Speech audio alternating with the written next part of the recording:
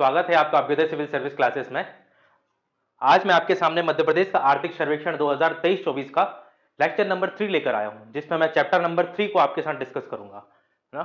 तो बिना देर किए हुए इसको स्टार्ट करते हैं। और जैसा मैंने आपको बताया था कि इकोनॉमिक सर्वे आपके एग्जाम के पॉइंट ऑफ व्यू से देखें तो बहुत ही इंपॉर्टेंट डॉक्यूमेंट्स होता है, जो प्रदेश की समग्र अर्थव्यवस्था को दर्शाता है और प्रदेश सरकार द्वारा जो एफर्ट किए जा रहे हैं राज्य के विकास के लिए, उनको दर्शाता है। किस तरीके के वित्तीय बोझ सरकार पर पड़ रहे हैं, किस तरीके के कर राजस्व सरकार के पास हो रहा है, किस तरीके की पॉलिसी सरकार चला रही है, सरकार मतलब मध्य प्रदेश सरकार, इन सब के बारे में इसमें डिटेल से चर्चा होती है।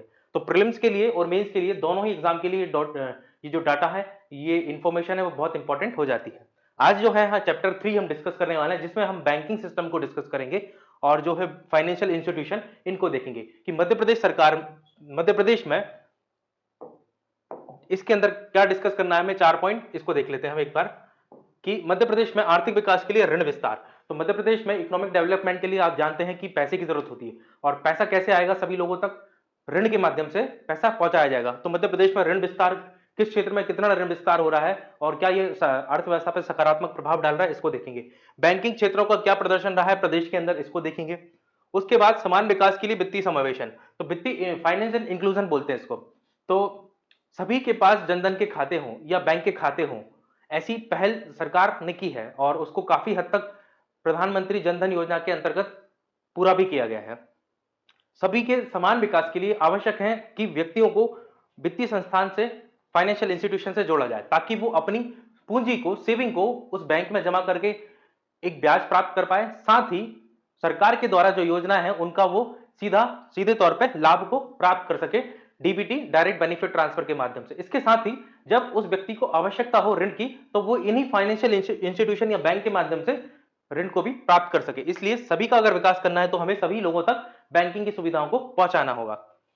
तो मध्य प्रदेश की इसमें क्या स्थिति है, हम इसको देखेंगे। और रोजगार सहायता प्राप्त में वित्त पोषण, तो रोजगार के लिए, स्वरोजगार के लिए मध्य प्रदेश सरकार द्वारा और केंद्र सरकार द्वारा भी कई योजनाएं चलाई जा रही है। तो वित्त पोषण और रोजगार में कैसे सहायता करता है और प्रदेश सरकार इस तरफ क्या एफर्ट करते हुए दिख रही है, इन 4 चीजों को हम इस चैप्टर के अंदर डिस्कस करेंगे। ठीक है, चैप्टर नंबर 3, बैंकिंग एवं वित्तीय संस्थान। यहां एक इंट्रोडक्शन दिया हुआ है ना। और इंट्रोडक्शन में बैंकिंग सेक्टर में काम करने वाली बैंकों का नंबर बताया है, देखिए यहां पे एक बार इसको पढ़ ही लेते हैं, है ना। कि बैंक और वित्तीय संस्थान जो है राज्य की आर्थिक उन्नति में महत्वपूर्ण योगदान देते हैं, जैसा मैंने अभी बताया। ठीक है, और जो ऋण लेने, ऋण देने, निवेश करने और बचत जैसी आर्थिक गतिविधियों के लिए महत्वपूर्ण होते हैं बैंकिंग इंस्टीट्यूशन, फाइनेंशियल इंस्टीट्यूशन। राज्य का वित्तीय परिदृश्य एक समृद्ध विविधता प्रदर्शित करता है, जिसमें 33 शेड्यूल कॉमर्शियल बैंक है। Schedule commercial bank, schedule commercial bank कितने हैं? 33 है शेड्यूल कॉमर्शियल बैंक। इसमें 2 क्षेत्रीय ग्रामीण बैंक है, मध्य प्रदेश के अंदर बात हो रही है। एक राज्य सरकारी बैंक है और 38 जिला केंद्रीय सहकारी बैंक है। ठीक है, 9 लघु वित्त बैंक है, 9, और एक जो है भुगतान बैंक है, या जिसको पोस्ट पेमेंट बैंक बोलते हैं, इंडिया पोस्ट पेमेंट बैंक, है ना। तो इस तरीके से देखें तो मध्य प्रदेश में 33 तो शेड्यूल कमर्शियल बैंक हो गए, 2 हो गए क्षेत्रीय ग्रामीण बैंक, 1 हो गया राज्य सरकारी बैंक, 38 हो गए जिला केंद्रीय सहकारी बैंक, और 9 हो गए लघु वित्त बैंक, और 1 हो गया भुगतान बैंक। ये बैंकों की संख्या है। अब यहां लिखा है एक सहकारी बैंक होगा, तो एक सहकारी बैंक मतलब एक बैंक है, उसकी शाखाएं कई सारी हो सकती हैं। 2 क्षेत्रीय ग्रामीण बैंक है, तो जो रीजनल बैंक होते हैं ग्रामीण एरियाज में, रीजनल रूरल बैंक, तो रीजनल आरआरबी जिनको बोलते हैं, regional rural bank Madhya Pradesh में 2 हैं, लेकिन इनकी शाखाएं कई सारी हैं। ठीक है, ये बताया गया। अब देखिए शाखा के बारे में कहा गया है, राज्य में बैंकिंग सेवाएं 8,464 शाखाओं के माध्यम से प्रदान की जा रही है। जैसे मैंने आपको बताया बैंक कितने हैं, लेकिन इनकी ब्रांचेस बहुत सारी है। जैसे आपने देखा एसबीआई बैंक एक है, लेकिन एसबीआई की ब्रांचेस कितनी सारी है भारत के अंदर, है ना। ऐसे ही भारत में देखे, मध्य प्रदेश में देखे तो 33 बैंक हैं, 2 क्षेत्रीय ग्रामीण बैंक है, 1 सहकारी बैंक है, 38 जिला केंद्रीय सहकारी बैंक है, इस चीज को 9 लघु वित्त बैंक है। इस चीज को याद रखिएगा, आप ये मत समझिएगा कि मध्य प्रदेश के अंदर सिर्फ 33 ही शेड्यूल कमर्शियल बैंक है ना। बैंक 33 है, लेकिन उनकी ब्रांचेस कई सारी हैं। आगे इसमें क्या है कि 33% जो बैंक हैं वो ग्रामीण क्षेत्रों में स्थित हैं, और 67% जो बैंक है वो अर्ध शहरी या शहरी क्षेत्रों में है। तो टोटल बैंकों की शाखाएं, ब्रांचेस कितनी है? 8,464। ये डेटा इंपॉर्टेंट हो सकता है आपके लिए आंसर राइटिंग में। और 33% जो बैंक हैं वो ग्रामीण क्षेत्रों में है, 67% जो बैंक हैं वो अर्ध शहरी या शहरी क्षेत्रों में है। ठीक है, इसके बाद निजी क्षेत्र के बैंक की बात करें तो 21% जो बैंक है मध्य प्रदेश के अंदर वो निजी क्षेत्र बैंक है। उसके बाद 16% जो है क्षेत्रीय ग्रामीण बैंक है, 10% सहकारी बैंक है और 5% जो है लघु वित्त बैंक है ना। 5% क्या है, लघु वित्त बैंक है। ठीक है, ठीक है, यही सारी इंफॉर्मेशन है इस वाली स्लाइड में आपके लिए इंपॉर्टेंट। ठीक है, तो ये बैंकों की स्थिति बताई कि मध्य प्रदेश में नंबर के हिसाब से देखें तो कितने बैंक हैं, क्या है। अब देखिए आगे क्या है इसमें, इसको पढ़ लेते हैं, इसमें कुछ इंपॉर्टेंट चीज निकलती है तो उसको देखते हैं हम। यहां लिखा है मध्य प्रदेश में वित्तीय समावेशन ने समाज के सभी वर्गों को औपचारिक बैंकिंग सेवाओं के लाभों का विस्तार करने के उद्देश्य से ठोस प्रयासों के साथ एक परिवर्तनकारी यात्रा की है। राज्य ने प्रधानमंत्री जनधन योजना जैसी पहलों को एक गेम चेंजर के रूप में अपनाया है, जो पारंपरिक सीमाओं से परे वित्तीय समावेशन की पहुंच का विस्तार करता है। जैसे मैंने आपसे कहा कि सभी लोगों तक बैंकिंग की सुविधाओं को पहुंचाना, किसने पहुंचाया, जनधन ने, प्रधानमंत्री जनधन योजना से। वित्तीय समावेशन के लिए मध्य प्रदेश की प्रतिबद्धता लाभार्थियों की बढ़ती संख्या में परिलक्षित होती है। प्रधानमंत्री जनधन योजना ने बैंक रहित आबादी को औपचारिक वित्तीय दायरे में लाने हेतु उल्लेखनीय भूमिका निभाई है। जिन लोगों तक बैंक की सुविधाएं नहीं थी उनको प्रधानमंत्री जनधन योजना के माध्यम से बैंकिंग सुविधाओं को प्रदान किया गया उन लोगों तक। यह राज्य की समग्र आर्थिक सशक्तिकरण और विकास में योगदान देता है। इसकी पोर्टल की बात करें तो लगभग 4.29 करोड़ जो खाते हैं वो मध्य प्रदेश में जनधन के माध्यम से खोले गए हैं, और जिसमें 56% जो खाते हैं वो महिलाओं के हैं। तो यहां हमें महिला सशक्तिकरण भी दिख रहा है। जो टोटल 4.29 करोड़ खाते हैं उसमें 56% जो खाते हैं वो महिलाओं के हैं जनधन अकाउंट में, और 60% जो खाते हैं वो कह सकते हैं हम ग्रामीण क्षेत्रों में या अर्ध शहरी क्षेत्रों में खुले हुए हैं, है ना, एक अच्छी बात है। और 39% जो है शहरी क्षेत्रों में है। तो एक ये डेटा है, इसको आपको थोड़ा सा याद रखना है बस। प्रधानमंत्री जनधन योजना ने 4.29 करोड़ खाते मध्य प्रदेश में खुले हैं, इसमें 56% महिलाओं के हैं, और इसमें भी देखें तो 71% जो खाते हैं वो ग्रामीण क्षेत्रों से संबंधित है या अर्ध शहरी क्षेत्रों से। अब आर्थिक विकास के लिए ऋण विस्तार बहुत जरूरी है। अगर किसी भी राज्य का आपको आर्थिक विकास देखना है तो आप वहां देखिए कि वहां लोग लोन कितना ले रहे हैं, ऋण की सुविधाएं कितनी प्राप्त हो रही है लोगों को, उससे पता चल सकता है कि उस राज्य का आर्थिक विकास कितना हो रहा है। तो निश्चित तौर पर मध्य प्रदेश में भी ऋण वृद्धि के संबंध में यहाँ बात लिखी हुई है, ऋण वृद्धि। देखिए आर्थिक विकास के लिए ऋण विस्तार, ऋण वृद्धि। तो बैंकों द्वारा ऋण लक्ष्यों की योजना बनाने के लिए वार्षिक साख योजना तैयार की गई है। राष्ट्रीय कृषि और ग्रामीण विकास बैंक नाबार्ड की संभावित लिंक क्रेडिट योजना के साथ सिंक्रोनाइज किया जा रहा है। एक चार्ट दिया गया है, उसमें क्षेत्रवार प्रगति को बताया गया है 2021 से 23 तक की अवधि के लिए, है ना, विभिन्न क्षेत्रों में कैसा प्रदर्शन किया है इसको दिखाया गया है ना। तो हम सीधा चार्ट को देख लेते हैं। जैसे इसमें लिखा हुआ है कि अग्रिम 23.06% रहा है, कृषि क्षेत्र नहीं, ये क्या है, तुलनात्मक रूप से कुल अग्रिम से बढ़ा है, इतने परसेंट से अग्रिम में वृद्धि हुई है। कृषि क्षेत्र में 16.4% वृद्धि हुई है, एमएसएमई में 33.85% वृद्धि हुई है, और प्राइमरी सेक्टर प्राथमिक क्षेत्र में 19.07% की वृद्धि हुई है। तो कह सकते हैं कब से, 2004-05 की तुलना से 2023-24 में। और ये जो वृद्धि है वो कैसी वृद्धि है, CAGR, ये होता है कंपाउंड एग्रीगेटेड ग्रॉस रेट, है ना। तो इसको आपने इकोनॉमी की क्लास में डिटेल में पढ़ रखा होगा, है ना। CAGR के आधार पर वृद्धि हुई है। अब देखें कि कहां किस क्षेत्र में कितना ऋण दिया गया है। तो आप देखें कृषि के क्षेत्र में जो है 1,05,256 करोड़ का जो है ऋण वो दिया गया है। दिया गया था कब, 2021-22 में। उसके बाद 22-23 में इसमें कम हो गया, और फिर 2023-24 में जो है 1,07,258 करोड़ हो गया, है ना। तो टोटल हम देखें ओवरऑल, आपको ऐसे सेक्टर वाइज याद करने की जरूरत नहीं है, आप ओवरऑल देखिए। ओवरऑल आप देखेंगे तो मध्य प्रदेश में जो ऋण विस्तार है लगातार होता हुआ हमें दिखाई दे रहा है। जो 2021-22 में 3,03,237 करोड़ था ऋण, वो 3,95,658 करोड़ रुपए हो गया है। आप अगर याद रखना चाहें तो यहां ऐसा कोई बहुत इंपॉर्टेंट फैक्ट ये याद रख सकते हैं कि प्राथमिक क्षेत्र में 2,18,477 का सर्वाधिक ऋण दिया गया है, सबसे ज्यादा प्राथमिक क्षेत्र में खर्च हुआ है ना, ऋण दिया गया बैंकों के द्वारा। ये परसेंटेज के रूप में है ना। तो कृषि में जो लक्ष्य रखा था और कितना ऋण दिया, तो इसको आप देखें सारी बैंकों ने मिला के, तो आपको अलग अलग बैंकों का याद नहीं रखना, यहां भी एक डेटा आपको याद रखना है, उसको मैं बता देता हूं क्या याद रखना है। तो जब आप एग्रीकल्चर की बात करेंगे, कृषि की, तो ये बैंकों के नाम है, schedule commercial bank, RRB, cooperative bank और स्मॉल फाइनेंस बैंक, इन सब ने मिला के 1,37,752 रुपए का लक्ष्य रखा था कि हम इतना पैसा लोगों को ऋण के रूप में देंगे, किसमें, कृषि क्षेत्र में। लेकिन दिया कितना है, 1,07,258, मतलब 77.8% जो है ऋण के रूप में दिया गया है। अब बात करें एमएसएमई सेक्टर की, तो एमएसएमई सेक्टर में टारगेट रखा था 84,173 करोड़, लेकिन दिया कितना है एक्चुअल में, 99,884 करोड़, मतलब जो लक्ष्य रखा था उससे ज्यादा उपलब्धि, 118% हमने लक्ष्य से ज्यादा प्राप्त किया, ठीक है।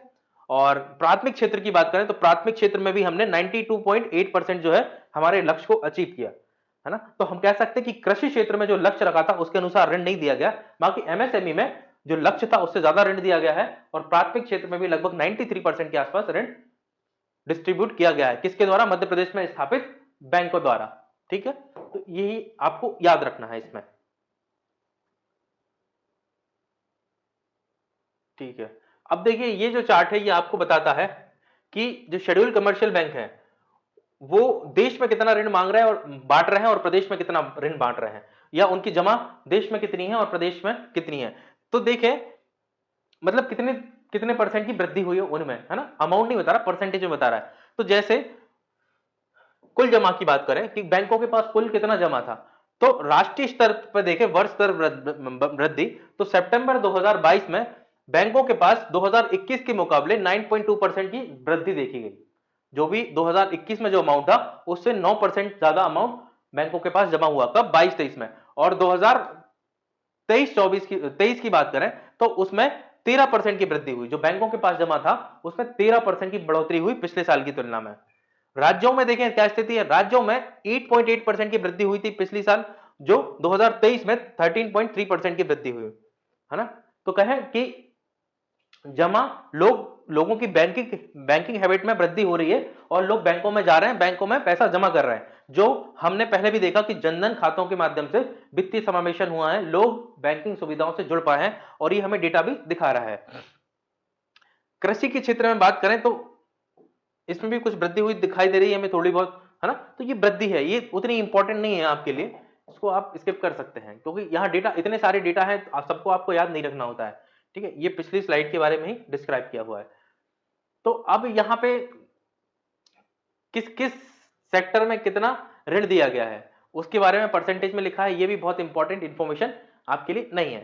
देखिए कमजोर वर्गों के लिए एक यहाँ इंपॉर्टेंट चीज है आपके लिए, जो प्राथमिकता वाले क्षेत्र होते हैं उनके लिए ऋण प्रवाह देखें हम, तो यहां देखिए कमजोर वर्गों को ऋण उन व्यक्तियों और लोगों के समूह को प्रदान की जाने वाली ऋण और ऋण सुविधाओं को संदर्भ करता है जिन्हें आर्थिक रूप से वंचित माना गया है ना।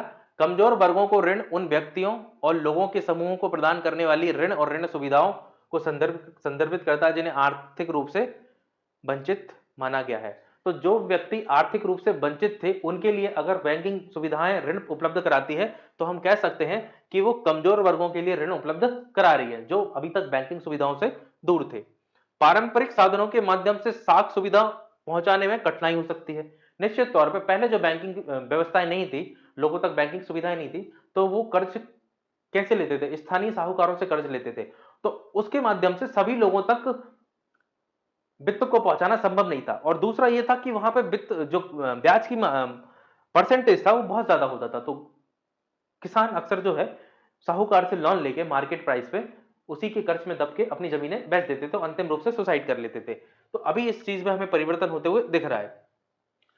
तो प्राथमिक क्षेत्र में ऋण वृद्धि राज्य में 59% है, एवं यह 40% के राष्ट्रीय औसत से अधिक है।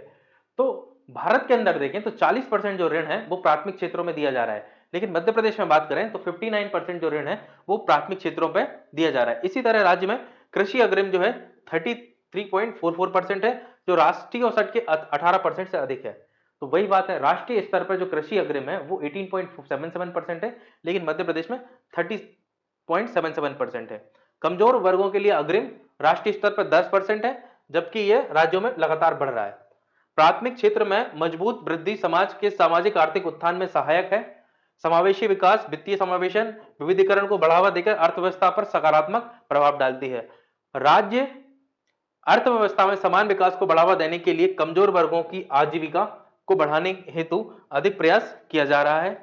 साख जमा अनुपात क्रेडिट डिपॉजिट रेशियो में क्रेडिट वृद्धि का एक और महत्वपूर्ण बेंचमार्क है। ठीक है, राज्य की वर्तमान सीडी रेशियो 80.77% है, जो राष्ट्रीय स्तर के 78.1 से अधिक है। तो क्रेडिट डिपॉजिट रेशियो क्या होता है, ये आपने इकोनॉमी की क्लास में पढ़ा होगा। मध्य प्रदेश का जो है सीडी जो है कैश डिपॉजिट रेशियो है जो, या क्रेडिट डिपॉजिट रेशियो, वो 80.77% है, जबकि राष्ट्रीय स्तर पे 78.1% है जो। ठीक है, ये जो मैंने आपको बातें बताई, ये इस चार्ट में वही बातें लिखी हुई है ना, ये वही बातें लिखी हुई है। ठीक, तो मध्य प्रदेश का आप देखें सीडीआर बढ़ रहा है, 80% तक पहुंच गया है मध्य प्रदेश का सीडीआर। ठीक है, तो ये जो हमने अभी बातें की वही लिखी है। तो ऋण जमा अनुपात, ये देख लीजिए एक चीज, ये टर्म समझ लीजिए, ऋण जमा अनुपात क्या होता है। कैश डिपॉजिट सॉरी ऋण जमा अनुपात, तो 2023-24 का जिलावार ऋण जमा अनुपात सीडी अनुपात credit deposit ratio CDR credit deposit ratio को इसमें दिखाया गया है ना। और इसमें आगर मालवा जिले में अधिकतम सीडीआर अनुपात 211 है और सिंगरौली में सबसे कम 19.48% है। पहले ये समझ लीजिए कि ऋण जमा अनुपात क्या होता है। तो ऋण जमा अनुपात मतलब है कि जमा के संदर्भ में राज्य सरकारों को राज्य में कितना ऋण दिया जा रहा है। तो देखा जाए कि जो आगर मालवा जिले में जो बैंकिंग शाखाएं हैं, जो बैंक है, वो अपनी जमा का 211% तक जो है ऋण के रूप में दे रही हैं, जबकि सीधी और सिंगरौली में बात करें तो यह अनुपात 19.48% है। मतलब सीधी सिंगरौली की जो बैंक है वो लिबरल नहीं है, वो लोगों को बहुत कम लोन दे रही है, जो अपनी जमा है उसका लगभग 20%, और आगर मालवा की बैंक है बहुत लिबरल है। यहां इस अनुपात में बताया गया है सीडी अनुपात जहां 115 से अधिक है। तो 115 से अधिक कहां कहां है, आगर मालवा, शाजापुर, राजगढ़, रायसेन, हरदा, खरगोन, मंदसौर, देवास। ये देखिए कम कहां है, मतलब 52 से भी कम है। कहां है, छतरपुर, सतना, टीकमगढ़, मंडला, डिडौरी, पन्ना, शहडोल, रीवा, सीधी, जो पूर्वी एरिया है मुख्य रूप से, वहां पर ऋण जमा अनुपात जो है वो काफी कम है। यही इस चीज में इस पूरे चार्ट में आपको बताया गया है।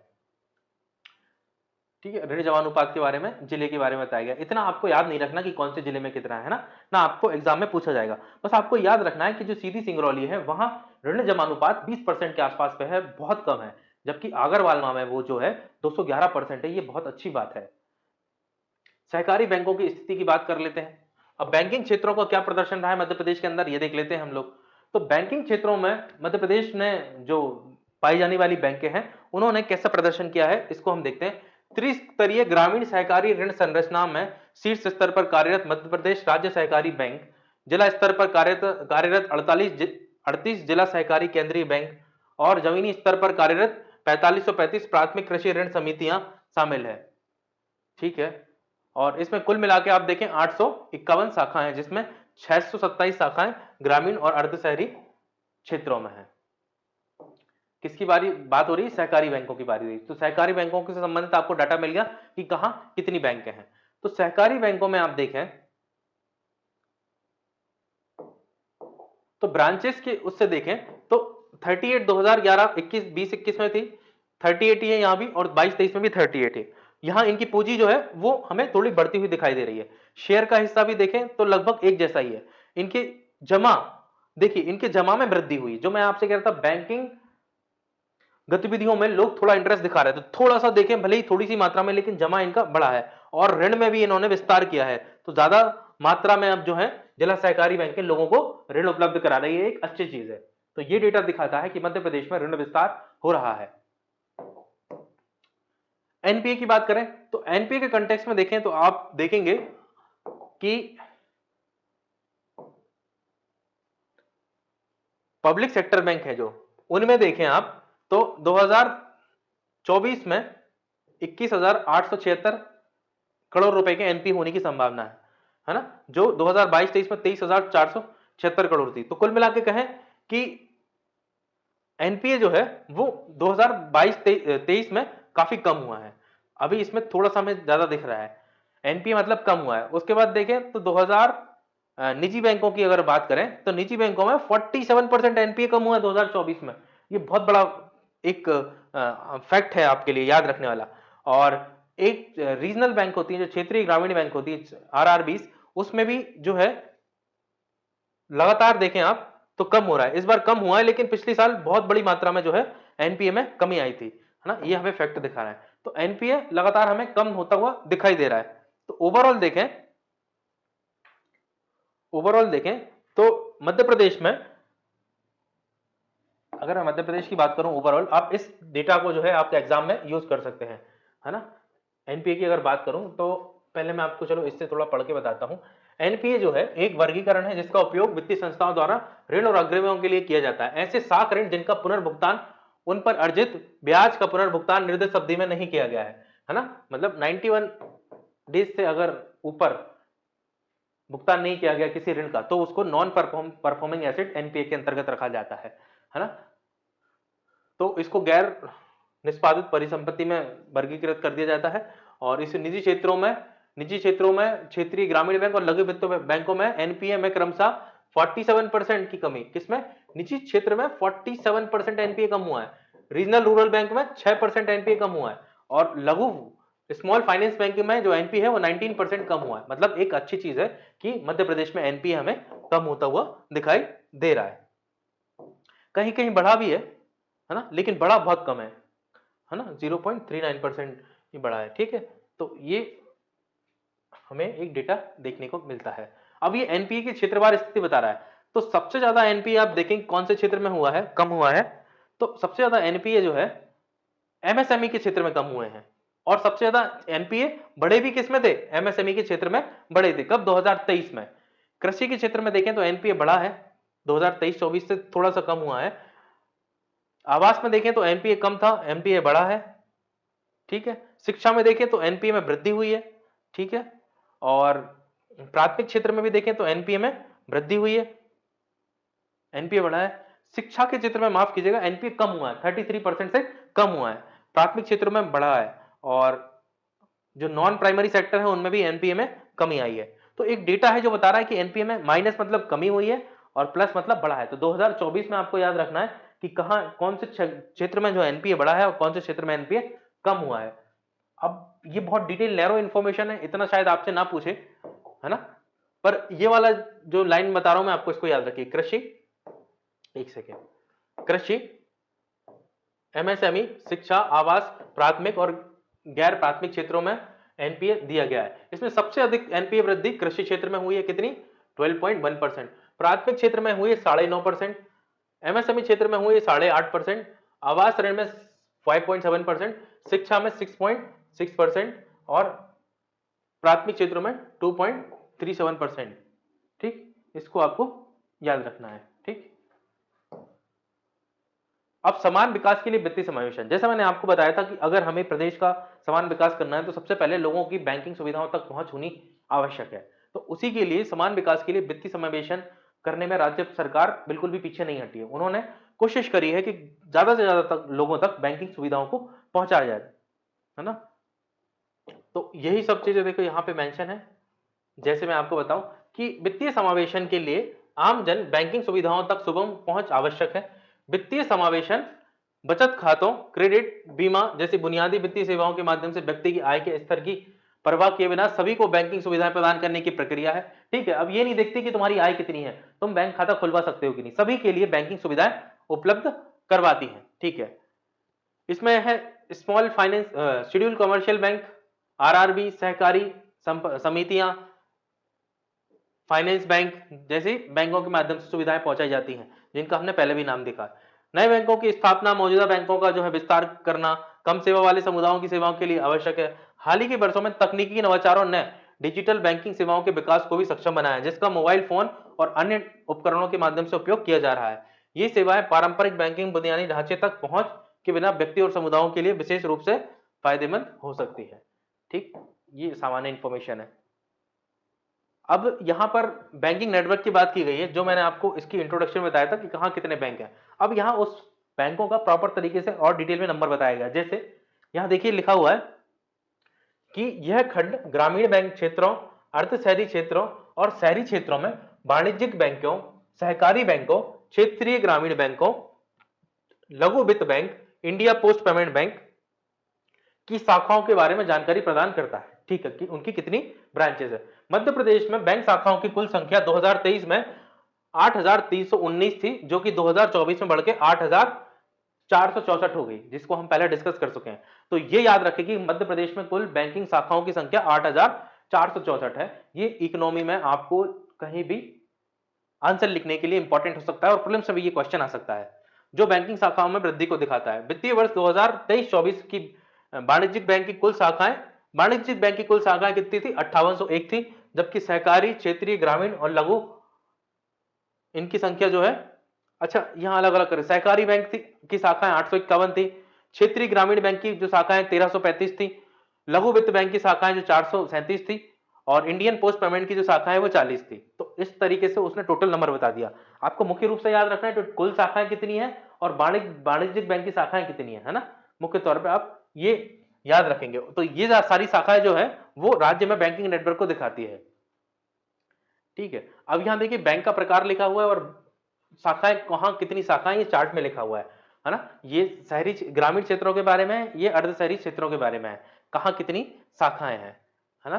तो मोटे तौर पे आप याद क्या रखेंगे, मोटे तौर पे आप याद रखेंगे कि कुल जो है ग्रामीण क्षेत्रों की बात करें तो ग्रामीण क्षेत्रों में कुल 2023-24 की बात करें तो 2818 शाखाएं हैं किसकी, बैंकों की। और अर्ध शहरी क्षेत्रों में बात करें तो 2615 शाखाएं हैं। ठीक है, इसको आप याद रखेंगे। इसमें देखिए मध्य प्रदेश के 100% डिजिटल जिले, है ना, इसको आप देख लीजिए, थोड़ा ये इंपॉर्टेंट है।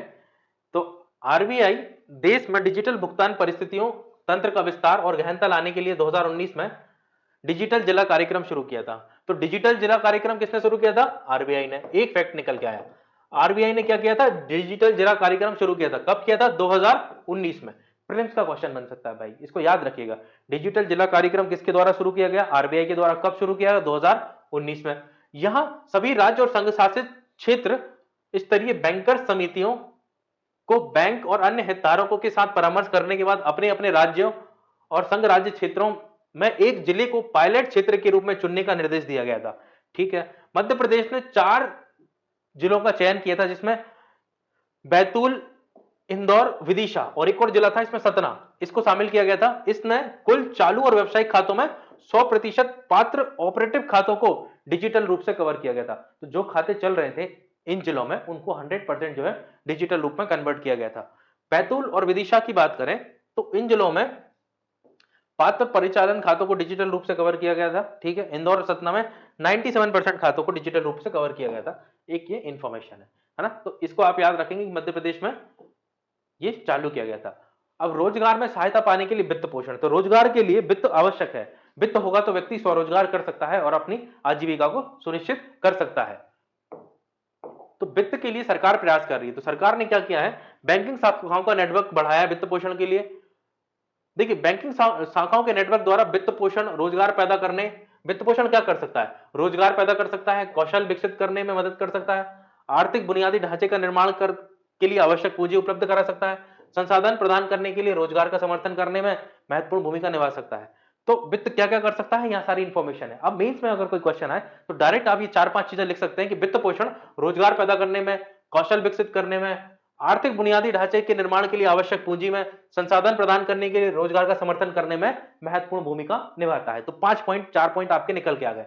देखिए सीधा स्मार्ट स्टडी यही होती है, आप इकोनॉमिक सर्वे से इतने शानदार शब्दों को अपने आंसर में समाहित कर सकते हैं। आपको इधर उधर भटकने की जरूरत नहीं है। आप ऑथेंटिक गवर्नमेंट डॉक्यूमेंट से ही अपने आंसर में ये जो कीवर्ड डालेंगे ना, तो ये इसका अलग इंपैक्ट जाएगा एग्जामिनर पे।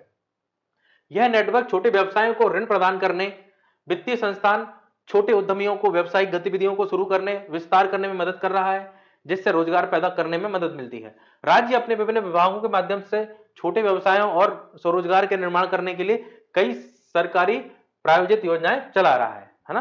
तो ऐसा बता दिया गया कि राज्य जो है कई सरकारी योजनाएं बना चला रहा है स्वरोजगार के लिए। देख लेते हैं कौन कौन सी योजनाएं सरकार द्वारा चलाई जा रही है। तो ये देखिए यहां पर सरकार के द्वारा चलाई जा रही गवर्नमेंट स्पॉन्सर स्कीम कौन कौन सी है। तो पहली स्कीम जो है मुख्यमंत्री उद्यम क्रांति योजना। मुख्यमंत्री उद्यम क्रांति योजना क्या है? राज्य के मुख्यमंत्री द्वारा इच्छुक युवाओं और उद्यमी बनने की इच्छुक महिलाओं के कल्याण के लिए शुरू की गई है। सूक्ष्म लघु और मध्यम उद्यम विभाग इस योजना के कार्यान्वयन के लिए नोडल एजेंसी है। नोडल एजेंसी कौन है? सूक्ष्म लघु और मध्यम उद्यम विभाग। किसका उद्यम विभाग किसकी नोडल एजेंसी है? मुख्यमंत्री उद्यम क्रांति योजना की। फिर दूसरी योजना है स्वरोजगार के लिए संत रविदास स्वरोजगार योजना। संत रविदास ये किसके लिए? ये मैन्युफैक्चरिंग विनिर्माण केंद्रित परियोजनाएं और सेवा उन्मुख व्यवसायों को सहायता करती है। ठीक है, जो मैन्युफैक्चरिंग करना चाहते हैं और जो सर्विस सेक्टर में काम करना चाहते हैं उनके लिए है। डॉक्टर भीमराव अंबेडकर आर्थिक कल्याण योजना है ना, इसका उद्देश्य अनुसूचित जाति के वर्ग के लाभार्थियों को पहले से स्थापित सूक्ष्म लघु और मध्यम स्तर के उद्योगों को कम लागत वाले उपकरण कार्यशील पूंजी के लिए ऋण प्रदान करना है। तो ये जो योजना है, जो पहले से स्टेब्लिश सूक्ष्म लघु और मध्यम उद्योग है उनको ऋण देने के लिए, कौन सी? डॉक्टर भीमराव अंबेडकर योजना। यह योजना मध्य प्रदेश राज्य सहकारी अनुसूचित जाति वित्त और विकास निगम के माध्यम से संचालित हो रही है। और इसको संचालित कौन कर रहा है?